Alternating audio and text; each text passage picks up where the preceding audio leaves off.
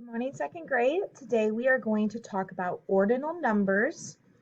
And first we're going to talk about what ordinal numbers are. So by definition, ordinal numbers are a number defining something's position in a series. So for ordinal numbers, we'll use things like first, seconds, seventh, things like that. So in this example that I have on my whiteboard, this is a series of stars. So if we were going to define ordinal position, which means the position they are in the series or the ordinal number they are, say I wanted to find the ordinal number of this purple star right here. So it's not 2, it would be second. So we have second or second.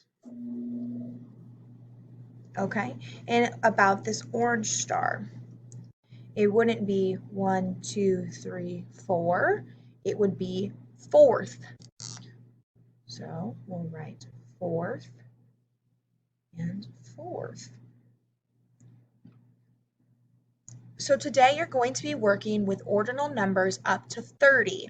So practice your ordinal numbers and saying those words: first, second, third, fourth, fifth, sixth, and so on until we get up to 30th.